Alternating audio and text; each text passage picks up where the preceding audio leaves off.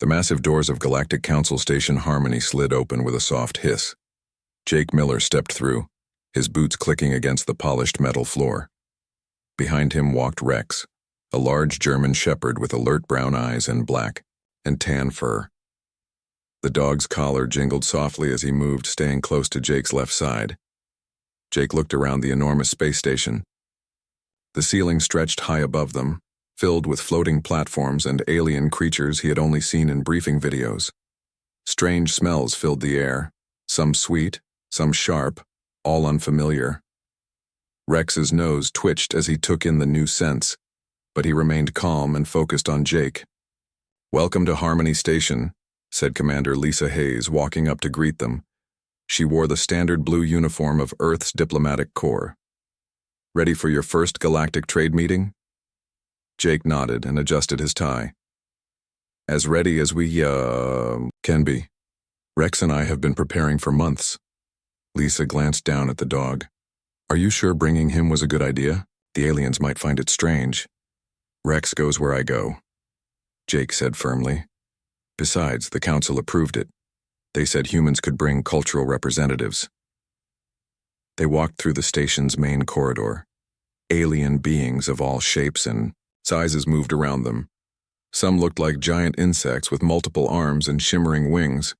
Others resembled reptiles that walked upright on two legs. A few had tentacles instead of arms and moved by floating just above the ground. Many of the aliens stopped to stare at Jake and Rex. Some pointed with whatever appendages they had. Jake heard whispers in languages he couldn't understand.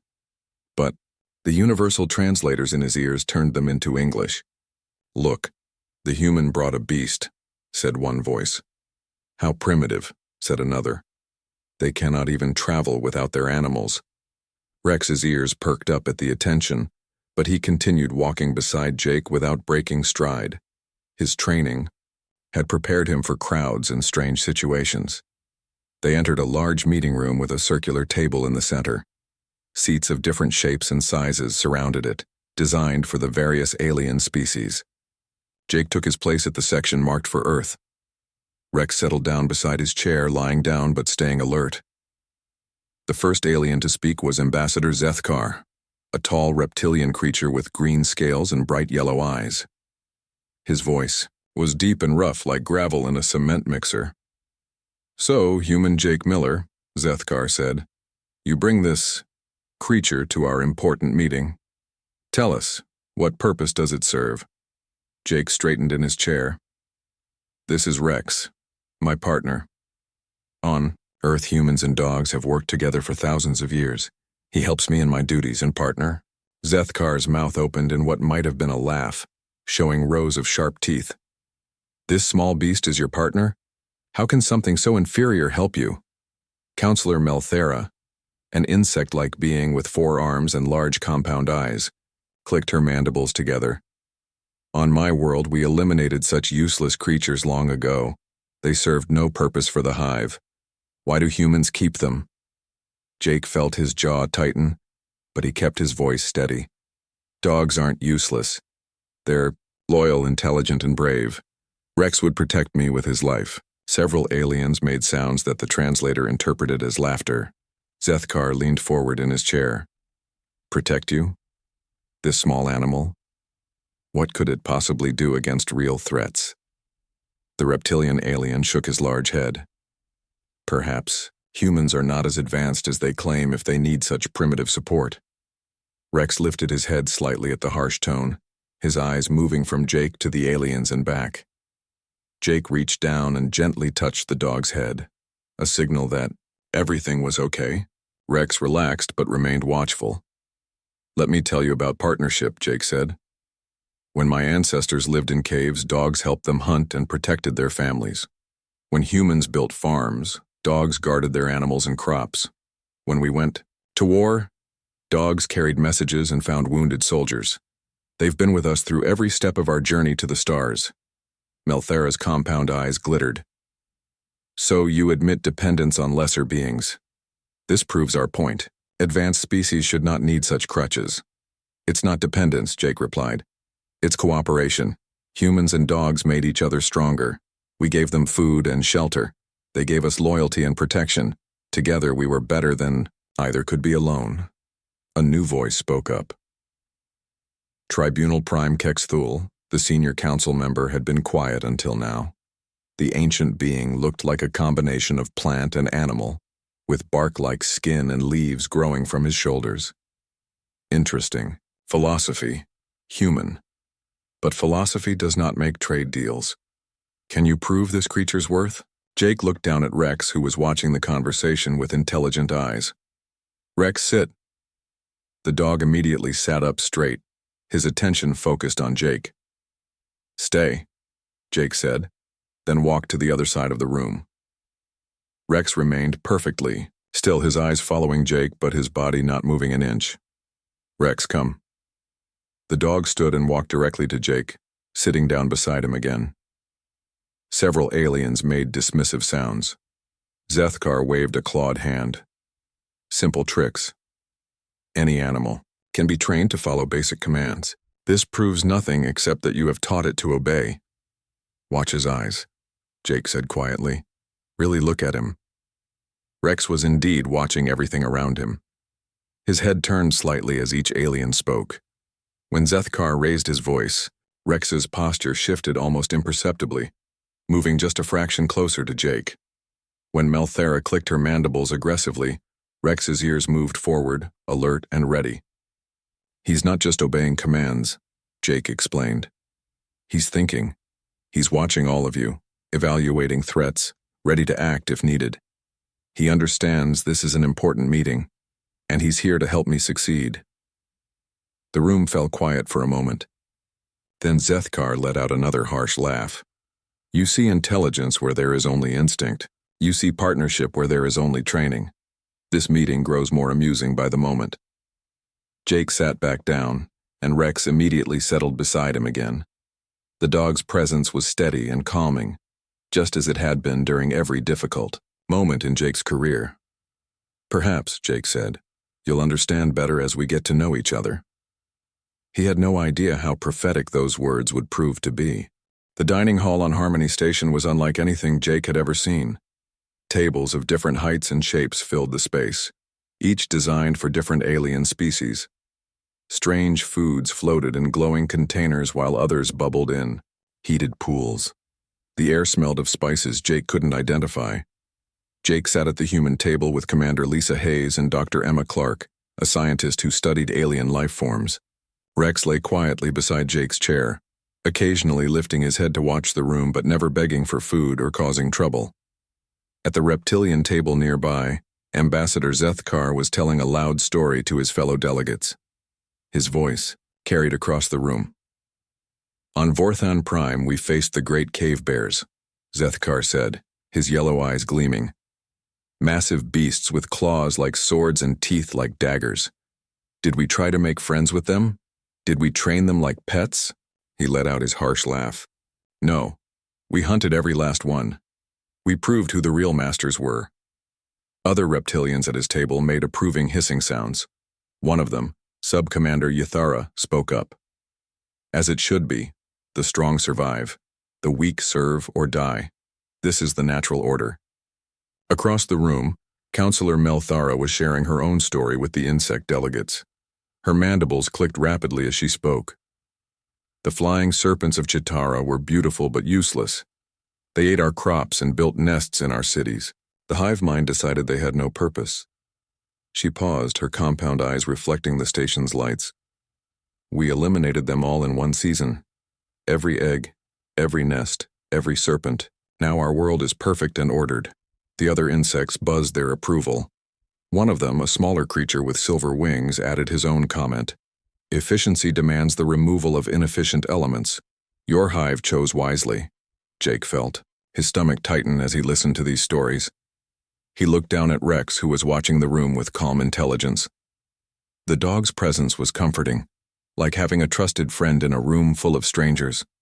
Dr. Emma Clark leaned toward Jake and whispered, They don't understand at all. No, Jake replied quietly. They really don't.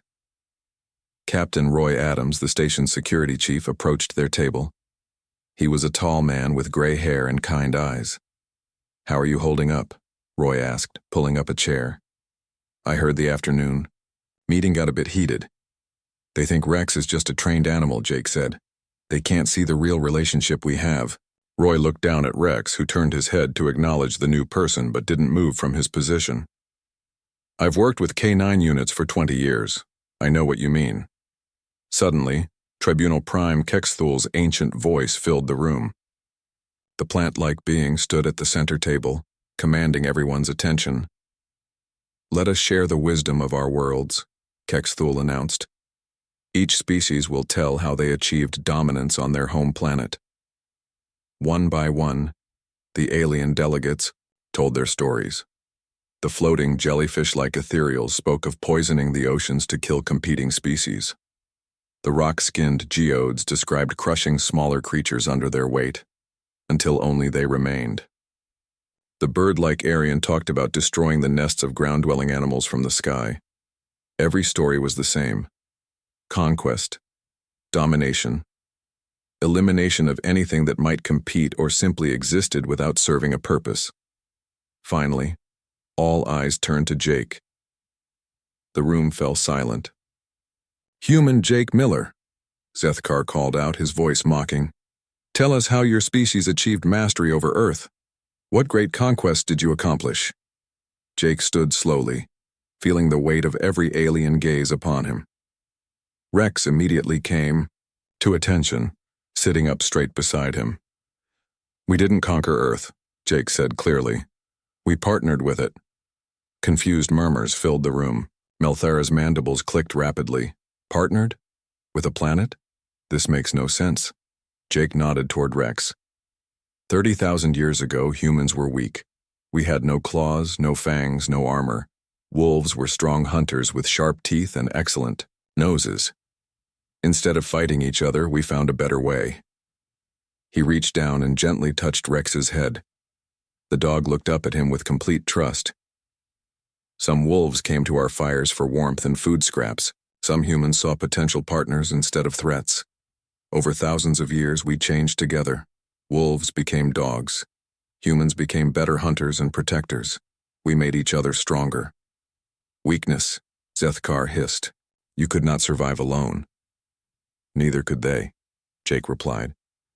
But together we conquered ice ages, crossed oceans, and reached the stars. Dogs helped us hunt mammoths, guard our children, find our lost, and comfort our dying. In return, we fed them, healed them, and loved them. Dr. Clark stood up beside Jake. The partnership changed both species genetically. Humans developed better social skills and emotional intelligence. Dogs became more intelligent and better at reading. Human emotions, we evolved together. Impossible, said Captain Veltorin, a purple-skinned alien with 4 arms. Evolution does not work that way. The strong dominate the weak. Watch, Jake said simply. He walked to the far side of the room, leaving Rex sitting by the table. The dog's eyes followed him, but he didn't move. Rex is choosing to stay there, Jake explained. Not because I commanded it, but because he trusts me to return. Jake then made a small gesture with his hand. Rex immediately stood and walked to him, sitting down without any spoken command. He's not just obeying, Jake continued. He's communicating. He understood my signal because we've learned each other's languages. Several aliens leaned forward, suddenly more interested. Jake knelt down beside Rex and whispered something too quiet for the others to hear. Rex's tail wagged once, and he gently placed his paw on Jake's hand. He's telling me he's proud to be here with me, Jake said, standing again. And I'm telling him the same thing. The room was completely silent now. Even Zethkar had stopped, his mocking laughter. You speak of love, Melthera said, her voice uncertain. Love is inefficient. Love is weakness. Jake looked around the room at all the alien faces. Some showed confusion. Others showed the first hints of curiosity. Maybe, Jake said quietly. But love is also why Rex would die for me, and why I would die for him. Love is why humans never gave up when the ice came, or when the floods rose, or when the diseases spread. We had partners who wouldn't let us fail. He walked back to his seat, Rex following perfectly beside him. Your species conquered. Your world's alone, Jake concluded. We conquered ours together. I guess we'll see which approach works better among the stars. The silence stretched on for several more moments. Then, slowly, the normal sounds of dining resumed. But Jake noticed something different now. The aliens weren't just dismissing him anymore. They were watching, they were thinking, and Rex, as always, was watching too. The morning brought new tension to Harmony Station.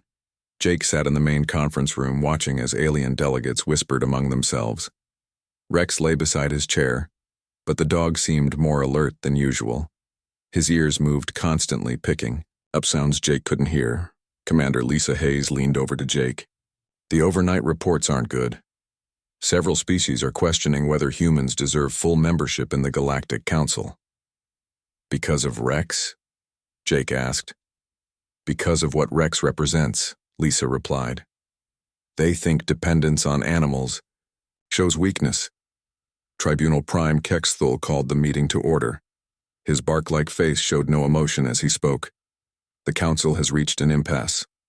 Some members believe humans show promise. Others believe you are too primitive for galactic society. His leaf-covered shoulders rustled. We have decided on a test. Ambassador Zethkar stood up, his reptilian smile showing too many teeth. If human pets are truly partners as you claim, let them prove their worth. We will create a scenario where your animal must demonstrate this supposed intelligence and loyalty. Jake felt his heart rate increase. Rex sensed the change and shifted closer to his chair. What kind of test? Jake asked carefully. Counselor Melthara's compound eyes gleamed. A practical demonstration. You will be separated from your creature and placed in apparent danger.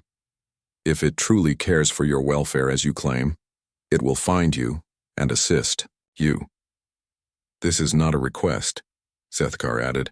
If you refuse, the council will consider this proof that your bond is false. Jake looked down at Rex, who was watching the aliens with steady brown eyes. The dog's tail gave one small wag when he noticed Jake looking at him.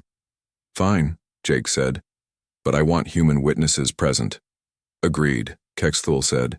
Agent Pete Wilson will monitor the test from our security center. An hour later, Jake found himself in a maintenance section of the station he had never seen before. The corridors were narrow and dimly lit. Strange pipes and cables ran along the walls. The air smelled of metal and cleaning chemicals. Sub-Commander Ythra, the Vorthan military officer, led him deeper into the maze of passages. 2 other reptilian guards followed behind. This will do, Ythra said, stopping in a small room filled with humming machinery. Lie down here. What exactly are you planning? Jake asked. Nothing harmful, Ythra replied. We will make it appear you are unconscious and in distress. Your animal will be released 3 levels above us. If it truly cares for you, it will find you. Jake reluctantly lay down on the metal floor. It was cold against his back. Ythra placed a device near him that would emit sounds of distress and make it seem like Jake was injured. Remember, Ythra said, do not help the creature in any way. This must be its own effort. The reptilian guards left, sealing the door behind them. Jake closed his eyes and tried to stay still, though every instinct told him this was a bad idea. 3 levels above, Rex paced in the corridor where the aliens had left him. Dr. Emma Clark watched from a distance as the dog sniffed the air and whined softly. She had insisted on being present to observe the test. The human scent leads this way. Agent Pete Wilson's voice came through her communicator. But the path is complex. Multiple turns, elevation changes, and ventilation systems that could confuse. The trail. Rex stopped pacing and tilted his head. His sensitive ears had picked up something the humans couldn't hear. The faint sound of the distress device was carrying through the station's air system. The dog began moving with sudden purpose. He trotted to the nearest junction and sniffed carefully at each passage. His nose wrinkled as he sorted through the maze of alien scents, focusing on the one familiar smell that mattered. He's tracking, Dr. Clark reported. But this is more than just following a scent trail. Rex had found a maintenance panel that was slightly loose. Using his paws and teeth, he managed to work it open. Behind it was a service tunnel that led down toward the lower levels. Remarkable. Wilson's voice crackled through the communicator. He's problem-solving. That panel wasn't part of the planned route. The German shepherd squeezed through the narrow tunnel, his fur catching on rough edges. He emerged 2 levels down, much closer to Jake than the aliens had expected. Rex paused again, listening and sniffing. In the machinery room, Jake heard a faint scratching sound from somewhere above. His heart jumped. Rex was coming.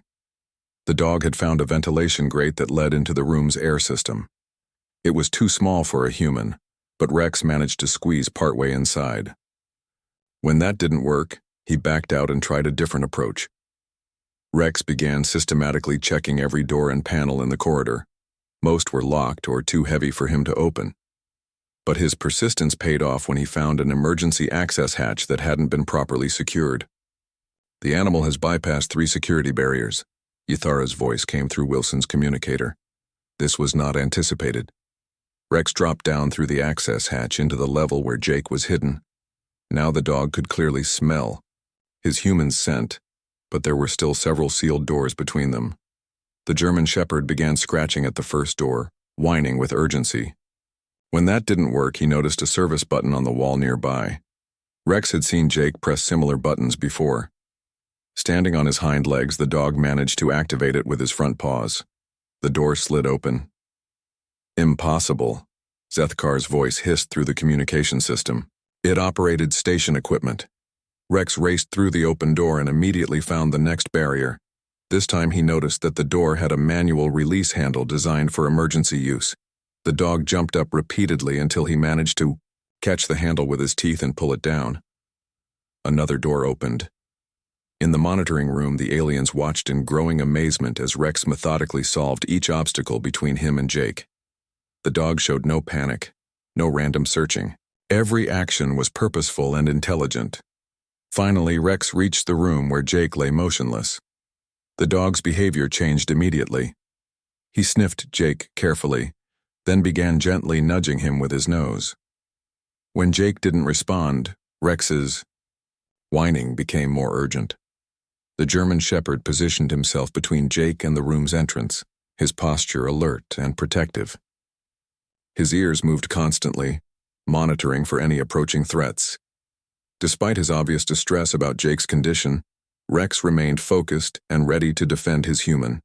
Then Rex did something that made even Zethkar fall silent. The dog carefully grasped Jake's sleeve in his teeth and began trying to drag him toward the door. Rex was attempting a rescue. "Enough," Kexthul's voice echoed through the speakers. "The test is complete." Jake opened his eyes and sat up. Rex immediately pressed against him, tail wagging furiously, making soft sounds of relief and joy. "Good boy," Jake whispered, wrapping his arms around the dog. "I knew you'd find me." Later, back in the main conference room, the aliens sat in, stunned silence. Agent Wilson had shown them video recordings of Rex's journey through the station. Every moment of problem-solving, every act of determination, every sign of intelligence and love had been captured. The creature used tools, Melthera said quietly. It solved puzzles. It showed strategic thinking. It showed more than that, Dr. Clark added. It showed emotional intelligence. Rex wasn't just following commands or instincts. He was worried about Jake. He was determined to help him. That's not training. That's love. Zethkar stared at the blank video screen. "We may have underestimated the nature of this relationship." Jake scratched behind Rex's ears. The dog leaned into the touch, content now that they were together again. "This is what partnership looks like," Jake said simply. "Rex didn't find me because I trained him to. He found me because he couldn't bear the thought of losing me, just like I couldn't bear the thought of losing him." The room remained quiet for a long moment.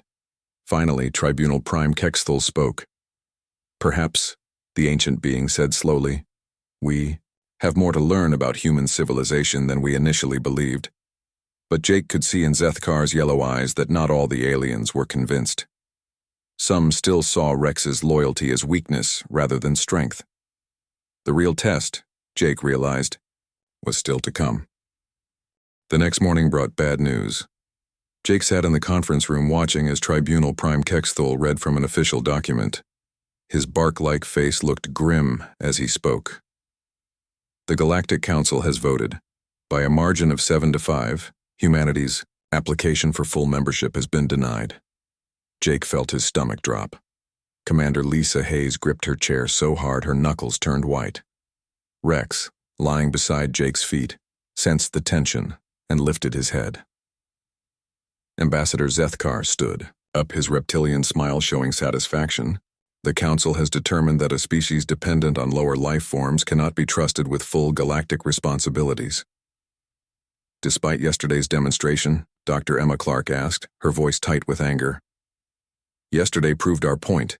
Counselor Melthera clicked her mandibles. Your creature's behavior shows that humans form emotional attachments that cloud their judgment. This is weakness, not strength. Subcommander Yathara, the Vorthan military officer, stepped forward. Furthermore, the Council has determined that bringing animals to diplomatic functions violates station security protocols. Jake stood up slowly. What exactly are you saying? The animal must be confiscated, Zethkar announced. It will be held in station security until you depart. This will prove that humans can function without their emotional crutches. No, Jake said immediately. Rex stood up beside him, sensing the sudden change in his human's voice. Rex stays with me. This is not a request, Yathara said. He gestured to 4 reptilian guards who entered the room. The creature will come with us now. Jake moved protectively in front of Rex. The dog pressed close to his legs, not frightened but alert. Rex's brown eyes watched the approaching guards carefully. You can't just take him, Commander Hayes said, standing beside Jake. This violates every diplomatic protocol. We make the protocols here, Zethkar hissed. Humans are visitors. You will follow our rules or leave. Captain Roy Adams, the station security chief, stepped into the room. His face was troubled as he looked between the humans and the alien guards. I'm sorry, Jake, Roy said quietly. I've been ordered to assist with the confiscation. It's supposed to be temporary. No one touches Rex, Jake said firmly. His voice was calm but carried a steel edge that made several aliens take a step back. Rex moved slightly forward, placing himself between Jake and the guards. The dog's posture changed subtly. His ears were forward, his muscles tense. This was no longer the calm, obedient companion from the meetings. This was a protector ready to defend his pack. The animal appears aggressive, Yathara observed. This proves our point about their unpredictable nature. He's not aggressive, Jake replied. He's protective. There's a difference. One of the reptilian guards reached toward Rex with a restraining device. The German shepherd didn't growl or bark, but he moved with lightning speed. Rex dodged the device and positioned himself directly between the guard and Jake. Stand down, Rex, Jake said quietly. The dog immediately relaxed his stance but didn't move away from his protective position. His eyes remained fixed on the guards. Fascinating, Dr. Clark said despite the tense situation. Perfect obedience combined with tactical awareness.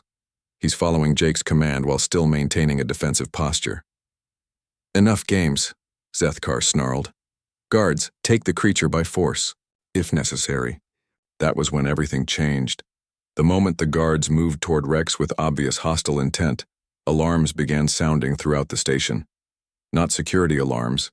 These were different tones that made the aliens look around in confusion. What's happening? Melthera demanded. Agent Pete Wilson's voice came through the communication system, urgent and strained. All stations, we have multiple emergency signals from the human sectors. Repeat. Multiple emergencies in the human sectors. Through the station's windows, Jake could see human ships approaching Harmony Station. Not military vessels, but civilian. Transports and diplomatic craft. Ships that shouldn't have been there. Those are Earth vessels, Commander Hayes said, checking her communicator. Admiral Kate Morgan's diplomatic fleet. They weren't supposed to arrive for another week. The conference room door opened and Colonel Sam Parker strode in, wearing full, military dress uniform. Behind him walked Chief Dan Roberts from station maintenance along with several other humans Jake recognized from around the station. Colonel Parker, Tribunal Prime Kexthul said, his ancient voice filled with confusion. What is the meaning of this interruption? We heard about the vote, Colonel Parker said simply, and we heard about the attempt to separate Jake from Rex. More humans entered the room. Tech specialist Chris Davis came in with his service cat, a small orange tabby that rode on his shoulder. Dr. Sarah Kim brought her emotional support bird, a bright blue parrot. Captain Bill Turner had his assistant's dog, a golden retriever trained to help with his war injuries. You brought more animals? Zethkar said, his voice rising. This is exactly what we were trying to prevent. No, Colonel Parker replied. You were trying to prove that humans are weak because we bond with other species. We're here to show you what happens when you threaten those bonds. Rex had relaxed when the other humans arrived, but he remained close to Jake. The other animals showed the same behavior, calm but alert, clearly bonded to their human partners. Agent Wilson's voice crackled through the speakers again. Station Command, Admiral Morgan is requesting immediate docking permission. She says this is a matter of diplomatic security. The aliens looked at each other uncertainly. This wasn't what they had expected when they decided to confiscate Rex. Let me explain something, Jake said, his voice carrying clearly through the room. When you threatened to take Rex, you didn't just threaten me. You threatened something sacred to every human on this station and in those ships. Dr. Clark stepped forward. Humans don't just form individual bonds with animals. We form cultural bonds. When you attack one human-animal partnership, you attack the principle that makes us who we are. Chief Roberts, a quiet man who rarely spoke, in meetings surprised everyone by addressing the aliens directly. My grandfather worked with horses, he said. My father worked with dogs. I work with Rex's cousin back on Earth, a German shepherd named Duke who helps me detect gas leaks and electrical problems. That's 4 generations of partnership. You want to break that chain? You'll have to go through all of us. The reptilian. Guards looked uncertainly at Zethkar. What had started as a simple confiscation had become a standoff with dozens of humans and their animal partners. This is ridiculous, Melthera clicked. You cannot mobilize an entire fleet over one animal. Watch us, Colonel Parker said quietly. Admiral Kate Morgan's voice suddenly filled the room through the communication system. Harmony Station Control, this is Admiral Morgan. I'm requesting immediate conference with the Galactic Council. We have a diplomatic crisis that requires immediate resolution. Tribunal Prime Kexthul's leaves rustled with agitation. Admiral Morgan, this is an internal council matter. Not anymore, the Admiral replied.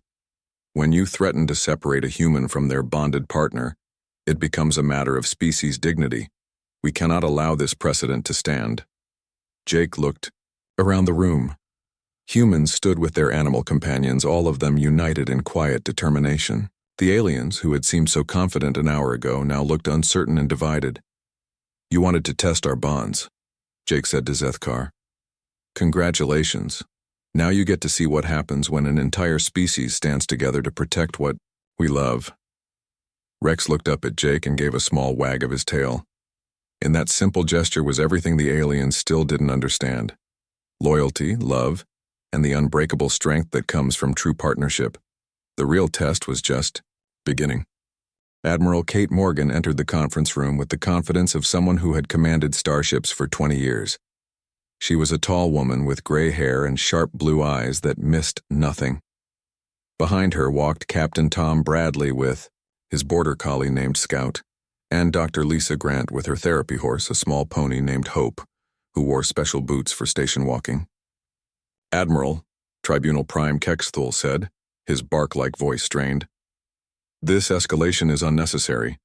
We were simply conducting a routine security procedure. Routine? Admiral Morgan's eyebrows rose. You tried to forcibly separate a human from his bonded partner. There's nothing routine about that.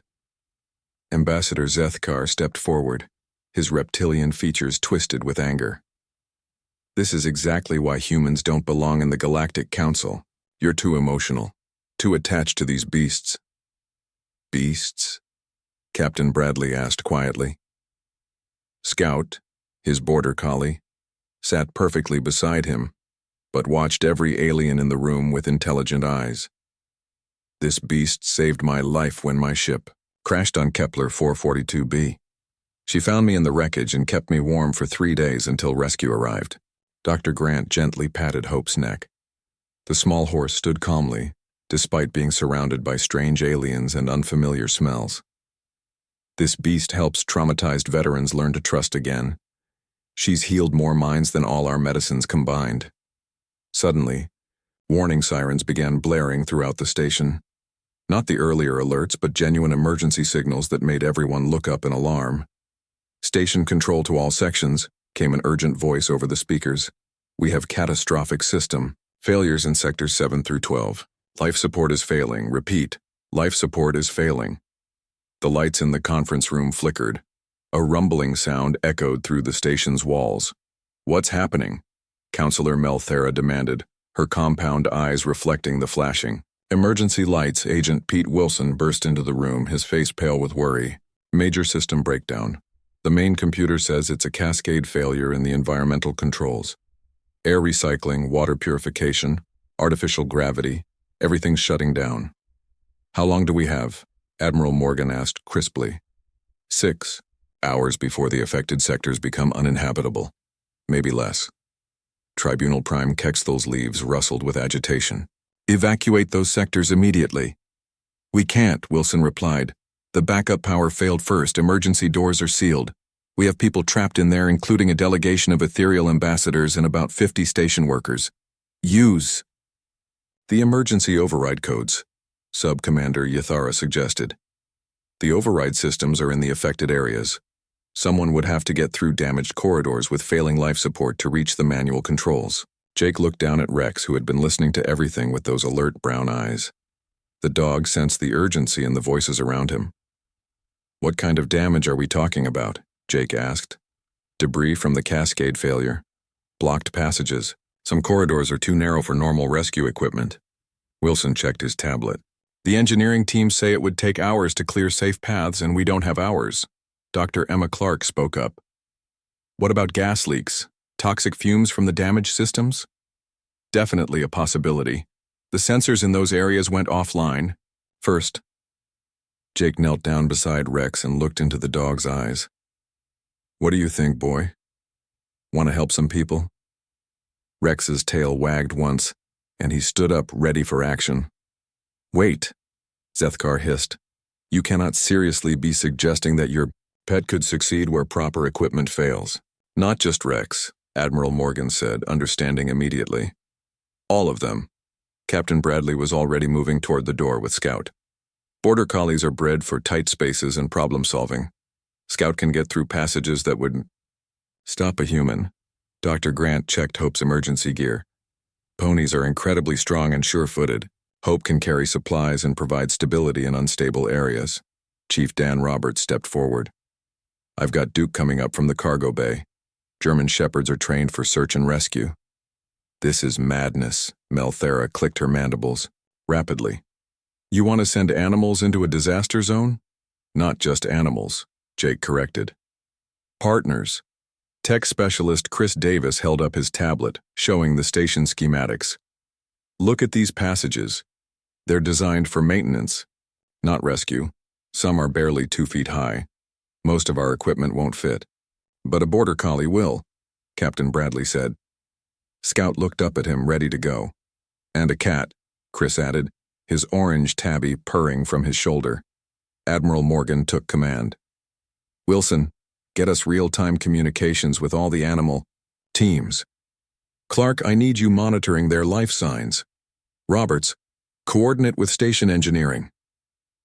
The next hour was like nothing the aliens had ever witnessed. Scout, Captain Bradley's border collie, squeezed through a maintenance tunnel that led to the trapped ethereal delegation. The dog carried a small communication device and emergency oxygen supplies.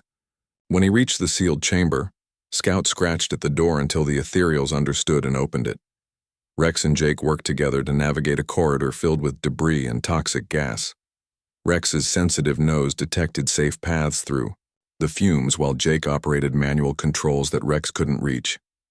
Together, they restored emergency power to 2 entire sectors. Hope, Dr. Grant's therapy pony, proved invaluable in the unstable sections. The small horse's sure footing and calm nature allowed rescue teams to use her as an anchor point while they worked to free trapped station personnel. Chris Davis's cat, Whiskers, discovered a secondary gas leak that the sensors had missed. The cat's behavior alerted Chris to the danger, preventing an explosion that could have killed dozens. In the conference room, the aliens watched video feeds from throughout the station. They saw human-animal teams working in perfect coordination, solving problems that neither species could handle alone. "The dog is leading the human through the safe path," Counselor Melthera observed, her voice filled with wonder. "The human is operating controls the dog cannot reach," Zethkar added reluctantly. "They're not master and servant," Dr. Clark explained as she monitored the life signs of all the teams. "They're partners. Each contributes what they do best." Captain Roy Adams, who had been coordinating from security, made an announcement that surprised everyone. "All trapped personnel have been successfully evacuated. All system failures have been contained. The station is secure." A cheer went up from the humans in the room. The aliens stood in stunned silence. Jake and Rex returned to the conference, room-tired but triumphant. Rex's fur was singed in places and Jake's uniform was torn, but they both looked satisfied. "The ethereal delegation specifically asked me to thank Rex," Jake reported to Admiral Morgan. "They said they've never seen such dedication and intelligence from what they called a non-sentient species." Tribunal Prime Kexthal stepped forward, his ancient voice thoughtful. "We have witnessed something remarkable today. These creatures, these partners, accomplished what our technology could not." Ambassador Zethkar looked like he had swallowed something sour, but he spoke anyway. "Perhaps we have been too quick to judge human methods." Mediator Veltaran, who had remained silent through most of the crisis, finally spoke. "The Galactic Council owes humanity an apology, and a debt." Admiral Morgan nodded graciously. "We don't want special treatment. We just want respect for who we are." "And who you are," Counselor Melthera said slowly, "includes these remarkable partnerships." Jake sat down in his chair and Rex immediately settled beside him. The dog looked tired but happy, his tongue hanging out slightly as he panted. "Rex saved lives today," Jake said simply. "Not because I commanded him to, but because he understands that helping others is what pack members do. Humans learned that lesson from dogs thousands of years ago." Tribunal Prime Kexthul's leaves rustled as he considered this. "Perhaps it is we who have something to learn from your species." "The invitation is always open," Admiral Morgan replied. "Humans share what we know freely. It's another thing we learned from our animal partners." 3 days later, the Galactic Council held another vote. This time, humanity's membership was approved unanimously. Rex was given a special honor as the first non-human to receive a Galactic's Service Medal. As Jake and Rex prepared to leave Harmony Station, Ambassador Zethkar approached them one last time. "Human Jake Miller," the reptilian alien said formally. "I misjudged you and your companion. I see now that what I thought was weakness is actually a different kind of strength." Jake nodded respectfully. "Understanding takes time. We're patient. May I ask you something?" Zethkar continued. "This bond you share with Rex, could other species learn it?" Jake looked down at Rex, who wagged his tail and looked up at the alien with friendly eyes. "Rex seems to think so," Jake said with a smile. "And I've learned to trust his judgment about people." For the first time since they had met, Ambassador Zethkar's expression looked genuinely curious, rather than hostile. In that moment, Jake realized that humanity had gained more than just membership in the Galactic Council. They had gained the chance to share the greatest gift their species possessed, the knowledge that love and partnership could make anyone stronger. Rex barked once as if agreeing, and the sound echoed through the station like a promise of friendship to come.